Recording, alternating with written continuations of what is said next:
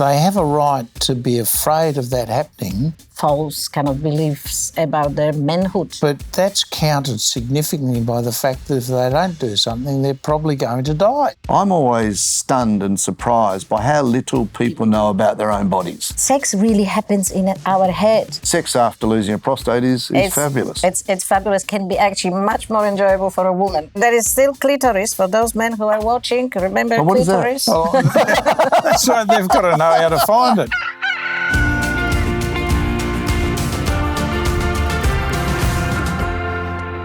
Well, g'day again, Dick. Good to see you, mate. Steve, how are you, mate? Hey, we've got a special guest today. We do. We've got someone who's decided to join us for God knows what reason.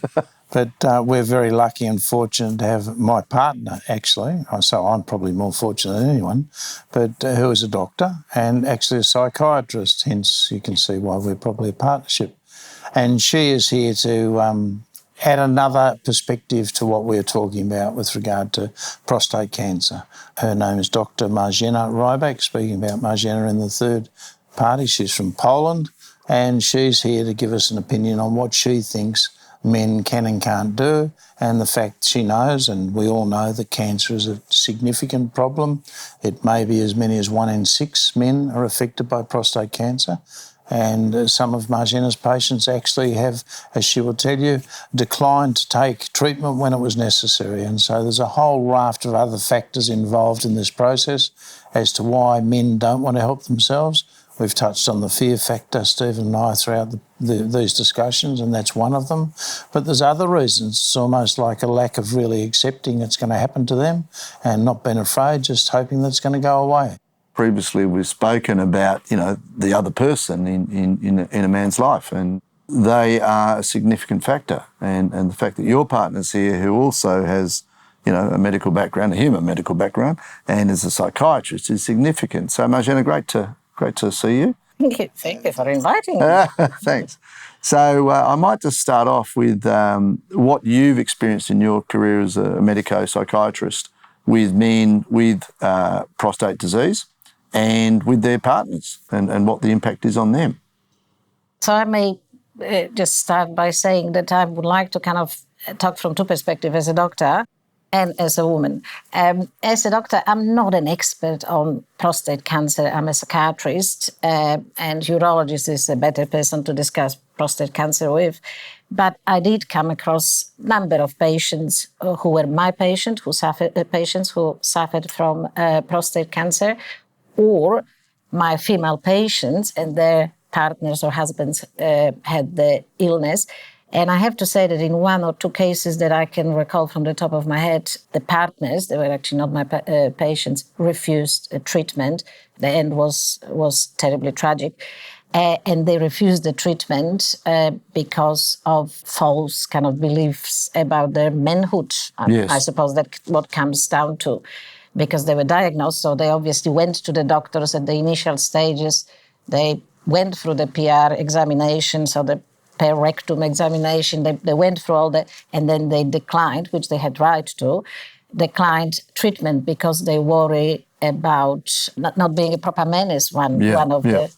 It's interesting you say that, and Steve, I mean, the point is that if a man, and they're right, thinking if I have an operation, there's a possibility I may not be able to function as a man, i.e. get an erection going forward, they have a right to be afraid of that happening, but that's countered significantly by the fact that if they don't do something, they're probably going to die. Well, they're not going to enjoy their sex life. But they're the plain facts, Dick. What we're talking about here is the human mind and psychology. That's right. So, That's right. Marzena, Dick and I have touched on embarrassment, myths, fear, anxiety. Now, these are all... Gorillas. Gorillas. These are all, emotions that you deal with on a daily basis. Absolutely. So if you had a man as a patient, a client, that had prostate cancer and was refusing treatment, how would you as a psychiatrist / medico try and lead them down the path of a good outcome? That's a very good question because, in most of cases, I could convince my patients or the partners of my patients. And it's I often use the analogy, a lot of people, especially a lot of men, don't want to use antidepressants because they may have sexual side effects. And my counter-argument is there is a percentage, the chance that you won't be able to have erection or have sex drive when you take antidepressant. But when you're depressed or anxious, you're not going to enjoy your sex life anyway, because you're just not equipped, your brain is not interested. The same applies to the prostate cancer. I think that men worry and they hear, horror stories and read who knows where, that after you remove the prostate, you stop being a male. And I always say, remember, you still have your testicles. A lot of men don't realize where or how big or where anatomically placed prostate is. So that's also some education really helps. Totally.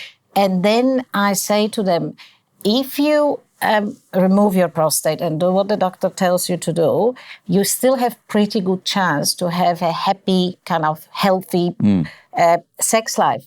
If you refuse it, you may enjoy your full masculinity for a period of time, but after that, you won't be able to do anything anyway. Yes. And once the metastases go to your bones and to your brain, it's over. The game is over anyway, and your penis is not going to work. Sure. And as I said, and I can recall one or two who, despite that, and I spent kind of long time and effort in convincing them, those two men just refused. Yeah. And what was the basis of that, do you think? The cultural background is very significant.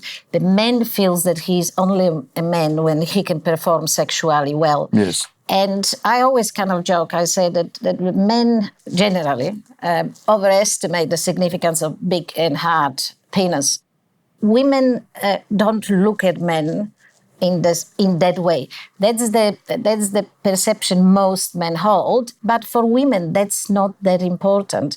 And even if you're that unlucky, in my opinion, even if you're that unlucky, you will lose or most of your premorbid sexual function, you still can satisfy a woman in many ways. So the winner out of all of this is the woman. That's right. I knew there was a catch somehow. If you want some kind of medical weird statistics, there is statistically we know, and I don't know who does those studies, but we know that only about 30%, depending on which studies you look at, only about 30% of normal women are able to get vaginal orgasm. The other 70 or 80% can't. Yeah. So here is the man kind of worrying about size and the stiffness of his penis. The woman doesn't care about that, really, in most cases. Women can be satisfied in other ways. You touched on a really good point, and one of the early chats that Dick and I had, we talked about what is a prostate. And as a medically trained person as you are, I'm always stunned and surprised by how little people know about their own bodies. Absolutely. They don't even know what their liver does, for instance, and they just don't get stuff. And, you'd think as a man, at least, you'd want to know what your prostate is there for. So if something goes wrong with it, well, what's the consequences of that? So I think that education piece is absolutely critical. Essential. It's essential. And just to follow on that line. So prostate is just the small gland, about the size of the walnut, which is placed just under your bladder. Yes. And it surrounds your urethra. Yes. So I don't know if you discussed it. We probably haven't. If I'm repeating myself, just we've touched on it, but it's okay. We've touched on it from a street definition. Well, I couldn't touch on Dick's because he doesn't have one, but that's right. It's a little bit personal. In simple terms, the prostate fulfills two roles. One is producing the fluid to protect and support sperm. Correct, to make semen. And make semen. And another one is a muscular spasm, if you want, during orgasm. Yes. So it helps with ejaculation. But it also helps control urination. So, early signs of prostate disease can be not able to urinate freely or frequently going or dribbling small amounts. Dribbling small amounts, that's right. Because when you think about the physical, anatomical kind of placement, it's just under the bladder, so it presses on the bladder, hence blocks the flow. And it can of also urine. press on the colon too, so it can be constipation and things like that. Absolutely. So it is a small organ, but very significant organ, and men worry that once that little organ is removed, they won't be able to produce children or have orgasm ever. And those are kind of myths, because yes, you still can have children. You can either collect the sperm before the procedure or you still have testicles. Yes. You can remove sperm from testicles and then have in vitro fertilization of your partner. But as to the orgasm, they called dry orgasms. So the man is still able to have the orgasm. Yeah. He just won't ejaculate.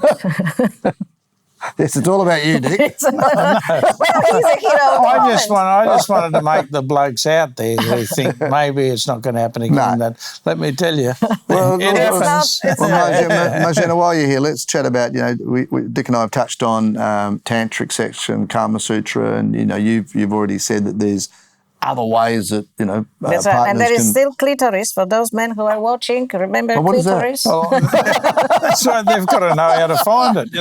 There's a lot of men now looking up the dictionary. Some bloke's probably got an atlas. Just ask your wife to direct you gently. Yeah, and listen. That's She the will most be important. happy. Yeah. That's right. And I think it is terribly important that the woman is involved and that the woman is a co-partner. And, yes, can the relationship get broken? Of course it can, but it probably was fragile before the prostate cancer or illness happened.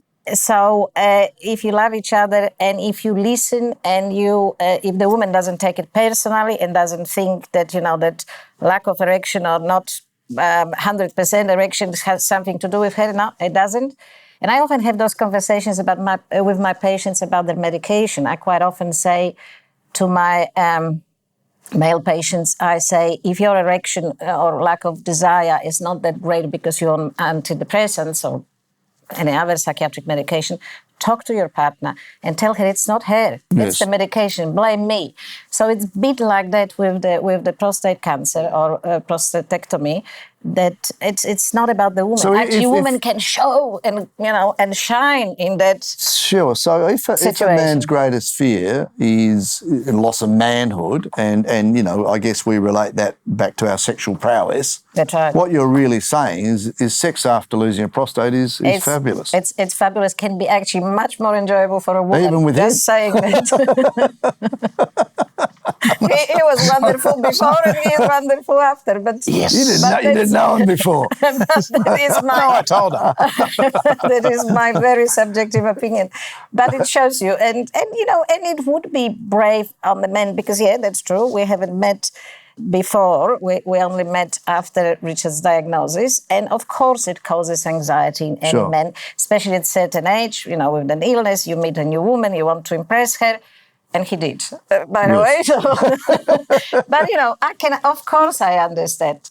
And in terms of kind of therapy for men who have the surgical procedure done and they survive chemotherapy, radiotherapy, whatever they need to have, you have physio exercises, sex therapists, so the psychiatrist, I'm not an expert on the field, but it's a subspecialty of psychiatrist or sex therapist, and then pharmacological treatments. Yes. So you have a lot at your disposal to improve your performance. And then and people often forget that sex really happens in our head. Yeah. So if you convince yourself that you can't perform or you're not going to be the same man after the operation that you were before, then you're gone anyway. That's not going to work.